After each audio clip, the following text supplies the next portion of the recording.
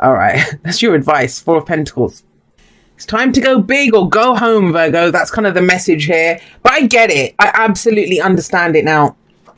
Energy, I'm going to say this to you, and I've been reminding everyone of this, especially the way that I read the cards. I don't believe we can lock the energy into one vibration.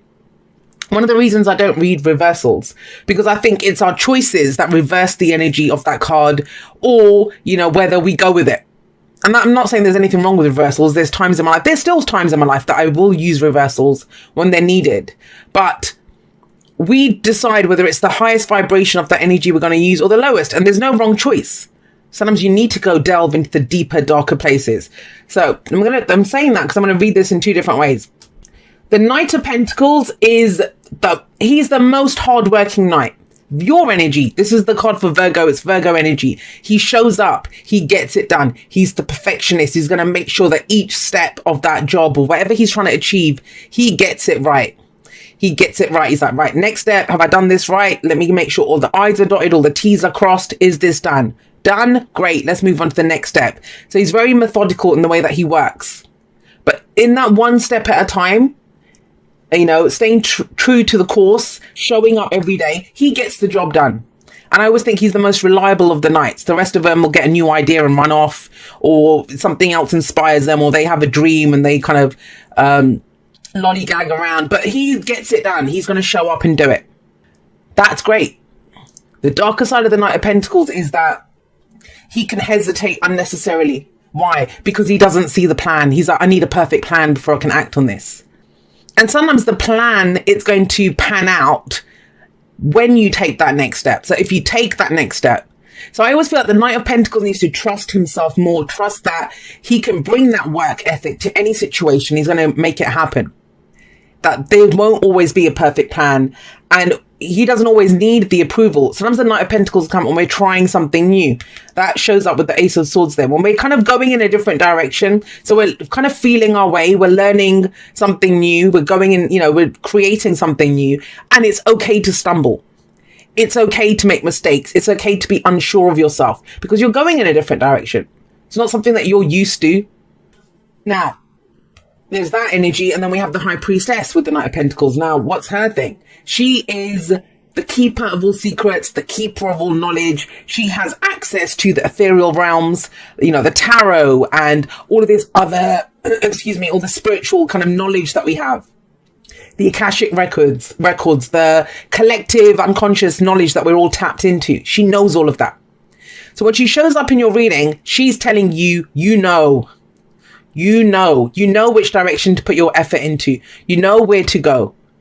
You might not know it on a physical level. That's the Hierophant card. He's her representative on Earth, her earthly partner. But it's about what we do with it. Now, she's very passive energy. She doesn't always act on the knowledge. And when she shows up in your reading, she's telling you, you know, that's trust your gut feeling, trust your instincts. That's going to be frustrating for the Knight of Pentacles because he wants to see the physical results. He wants the physical plan, the guarantee of where am I going? What am I doing? So the great aspect of this is that some of you are going purely on faith, purely on your gut.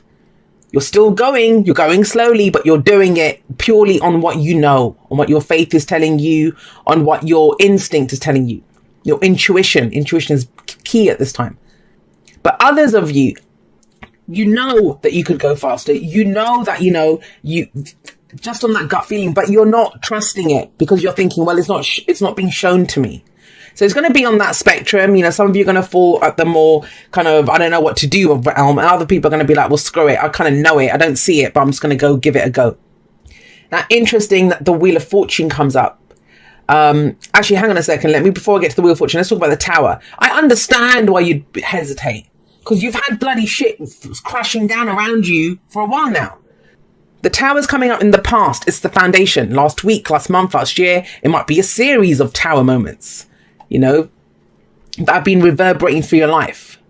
But I gave like a mini tarot lesson, actually. I was talking about this kind of part of the Major Arcana on Instagram. I think it was last week or the week before. Where I was talking about this. And the Tower always frees us. The card before the Tower is the Devil. It's liberating. It's freeing. It doesn't always feel that way.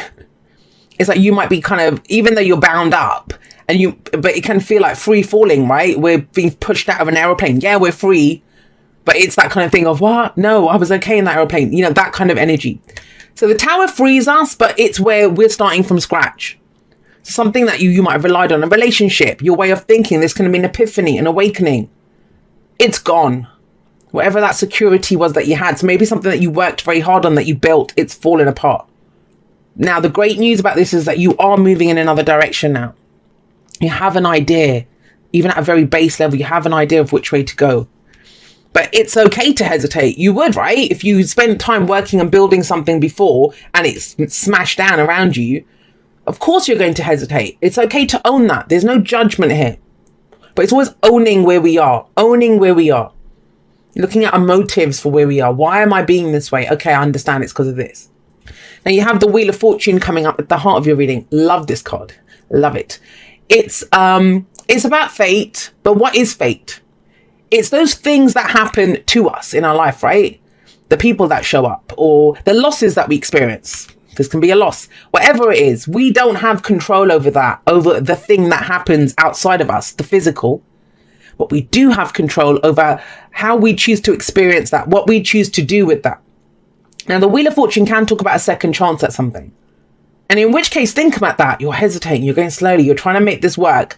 But at the back of your mind is going to be this. Because that's what the mind does. It's always historical. It goes back over, well, this happened last time and that happened. But it's not the same. That's what the Wheel of Fortune is telling you. It's telling you that wheel has turned. Just because it fell apart before doesn't mean it's going to now. The whole point of the Wheel of Fortune is we begin a new cycle here. The energy has shifted. It's changed now. There's new opportunities coming in for change, but we're asked to do them differently.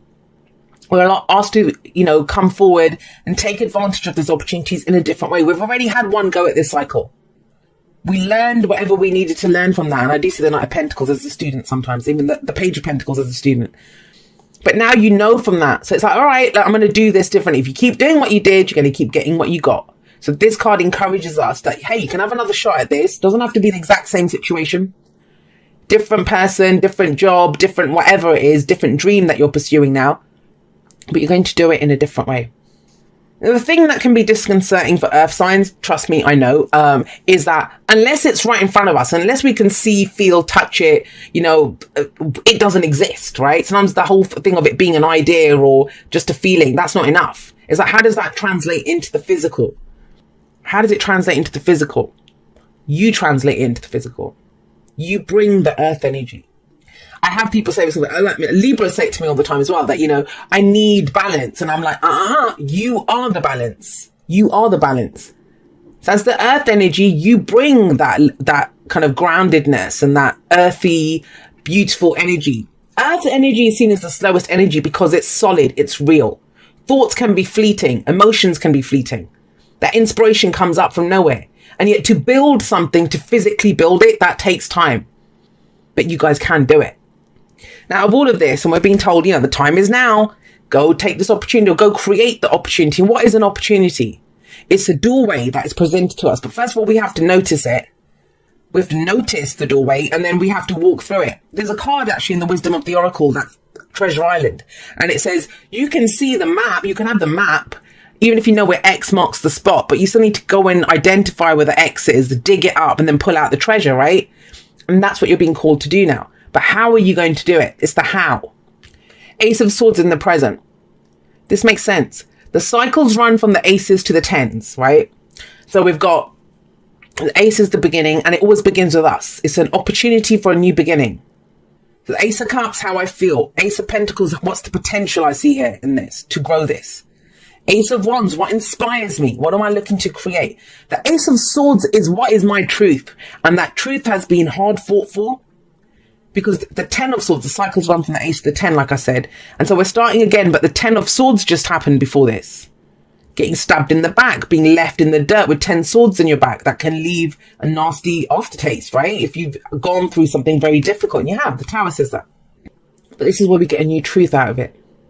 We have a new philosophy. We have a new way of communicating. We have new ideas now. Swords, our thoughts, our beliefs, our ideas, and how we communicate them.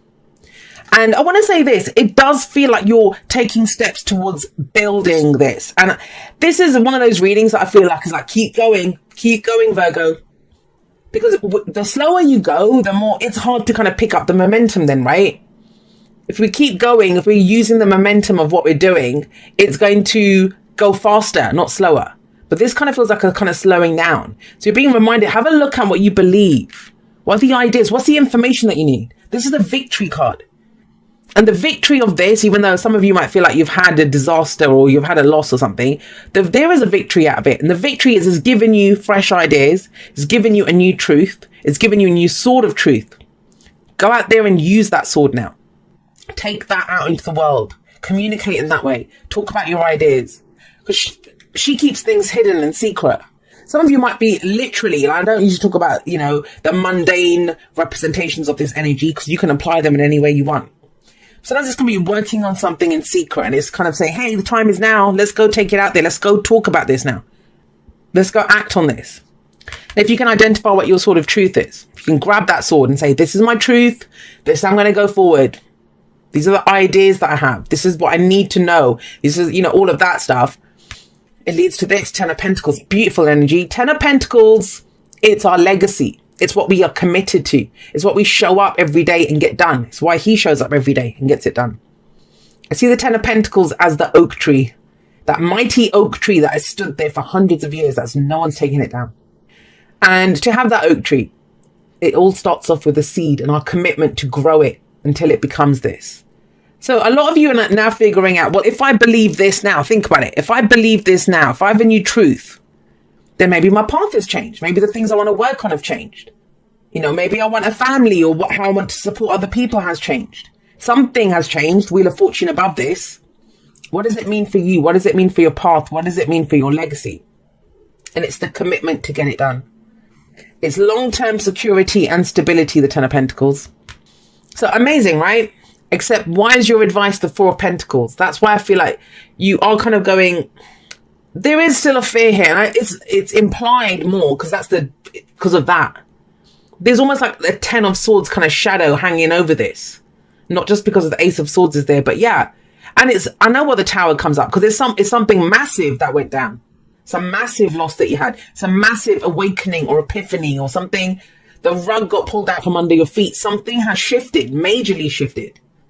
But if you know that, if you have that knowledge now, that instinct, that intuition to do something, it means you might have to change directions. It means that, what you're putting your effort into, it might be something different. Ten of Pentacles says this. Or you can have it. It's believing it. I can build this. I can build it, but maybe in a different way. And it has to be something different or something that calls for more. The reason I say that is because the Four of Pentacles is coming up here. This is the comfort zone. Now, again, remember, higher, lower vibrations, darker, lighter energies. That's the spectrum of each of the cards. The highest and lightest vibration of this card, if we're resonating at that place, is that it's where we kind of understand that, nothing ventured, nothing gained. I'm going to do that. But think about this. With the Tower coming up above it, it's reminding you that you have gotten to a place of stability and security now. Might not be a lot. The Fours are the first step. It's where we've built the foundation now. And so when this went down, you have now rebuilt the foundation.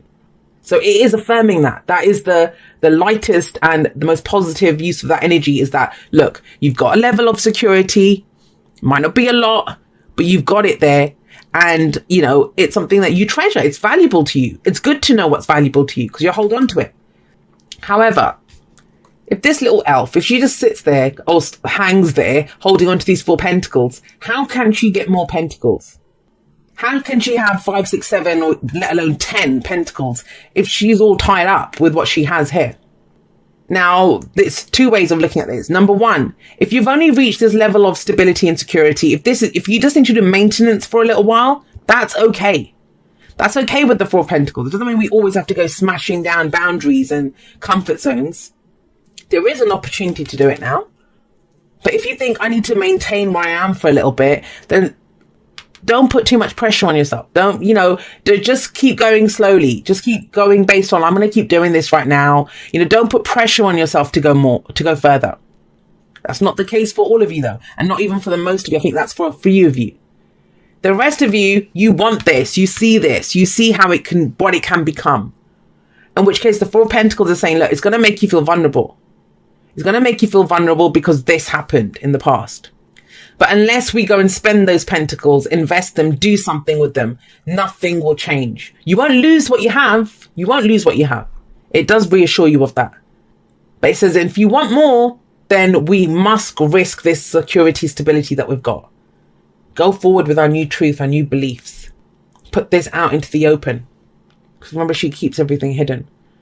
But I don't see it as being hidden with the Ace of Swords coming out. Because that's speaking our truth, putting it out there. Right, let's get you some clarifiers. You can build that thing, whatever it is, your long-term security and stability, but Six of Cups is making our peace with the past. I actually went through a few weeks of the Six of Cups, and the true essence of the Six of Cups is when we can look back at things that they would have upset us before, they hurt us, no matter how painful they are, and they don't hurt us. Now we can think about them. Now we can look back. Sometimes I get people telling me that I don't care about the past. You talk about the past too much. And I'm like, well, the fact that you can't talk about your past or look at your past means it's still affecting you. You can run, but you can't hide, right? When it comes to your past. So this is where we have the rose tinted glasses. No matter what happened, we made our peace with it. We can kind of understand how it changed us. It doesn't mean to say that it was an amazing thing that happened. It could have been something awful. But we think back to a time before the loss of innocence. That's what the Six of Cups is. And I love the Six of Cups in this deck because they're the same person. See by the hair, right? Same person. She's gone back to her younger self. And her younger self has a gift for her that helps her on her way. So this is that energy of, was there a dream? This kind of feels like revisiting an old dream sometimes when the Six of Cups comes up. Second chance at something that you really wanted before. And maybe you were kind of naive then. You didn't have the experience to kind of do it. Or do it in the way that you wanted to. But you made your peace with what happened. These are happy memories from the past. I do get a strong sense of like a second chance coming in for you, Virgo, at something. There we go. Two of Cups coming out. A lot of people have been getting this card as well. I think one of the other side, I think Gemini might have gotten this. Two of Cups is, have a look at it. It's that whole thing of connection, support, someone that you're deeply connected with. And especially when it comes up with this, it's like, why do you have to hold on? Why do you feel like you're alone? For some of you, this whole thing is around a relationship. That you were let down in a relationship, whether it's your, ex or your lover, romantic partner, a family member, your business partner, someone at work stabbed you in the back. Whatever it was, whatever caused this. Maybe you were trying to do it alone and that's what's different now. It's saying that, hey, maybe you can partner up with someone. Two of Cups is a profound connection, It's where you reconnect with someone. Someone's on the same page as you. They have their cup matches yours. But just because the two cups match, it doesn't mean that they behave in the same way, right? We can have the same emotions and feelings as someone else. Doesn't mean we're going to do the same thing. So there's a connection this card talks about, but it's what both people do with it. What they do with it. And so there could be a sense here, just on these two cards alone as the advice. It's like, look, how will you find that support? How will you find that relationship? How will you find that connection in whichever way, whether this is something going on, something that you want, or something that you desire? I say it all the time. My biggest Two of Cups in my life was a friendship. Nothing romantic ever happened between us. And he came in my life exactly when I needed him. But how will you find that if you're clinging to the tree? It's like she could be saying, hey, I have to do this all by myself. And it's like, well, honey, let go of the tree and go find someone. Like, it's that kind of energy. But I get it, because that happened the last time we tried this. But it's not the same. You're not the same. So there is love and support available to you. A second chance at something. You don't have to do it on your own. Love endures. Love does not give up or lose faith. Love is hopeful and withstands every situation. Now, that's not just love as in romantic love and a partnership. This is our ability to love endures. We don't, we might get a big knock in that one, but we can't lose faith. We can't lose faith in that. And the more we love and we find new things to love and, act out of love, speak from a place of love, make our peace with the past and come from a place of love, right? Connect with others. We'll find other people to love. We'll find other people that love the things that we love, that love us for exactly who we are, for speaking our truth. I said this today, actually, in a post on Instagram, you know, because I get it all the time. I had someone send me a message saying, hey, I don't mean to be rude, but I don't like the messages. Can you, like, they were demanding readings and stuff for me, which I'd only ever do what I want to do. And so I was talking about that, and I said, it doesn't, and she said, I love you at the end. Like, it was a very sweet message, demanding one. But, you know, she was being sweet about it. She wasn't hateful or nasty to me. And I said, you can put an infinite number of I love yous at the end of a message or whatever, right?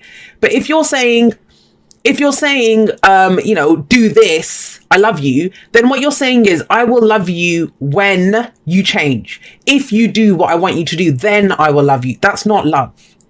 That is not love. So, you know, hold those people close to you. I would say this, that who you can speak your truth and they accept you for that.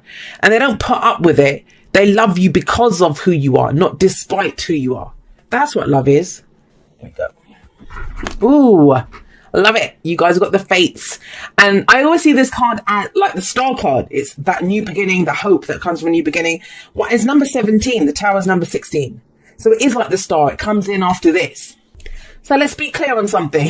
This is what the fates is the serenity prayer. It's the serenity prayer. And what is the serenity prayer? It's God, the universe, source spirit, whatever you believe in, grant me the serenity to accept the things I cannot change, the courage to change the things that I can, and the wisdom to know the difference. So it's that whole thing. If we're going to go for this, let's go for it. If we're not going to go for it, if we just think that this is not, then we have to release it, let it go, so we can go focus on things that we do know that we want to work on. That's where this comes in. You will know that with the Ace of Swords. That is your truth. What are you going to do with that truth? What are you going to build with this truth? But the fates, the Wheel of Fortune, they're all saying this. If you want to do it, there's no time like the present. There's no time like the present. If you're not going to do it, then release it, let it go. But it's that thing, and I talked about this in a post that I did, and I talked about it in a podcast that I did as well, the last one that I did, where people are afraid to jump. They're on these piddly little rafts, and they're afraid to jump off into the sea, right? And it's fine. If you think that I'm safe here, I can do this, this is where I want to be, I want to stay safe, I want to maintain my stability, then that's amazing.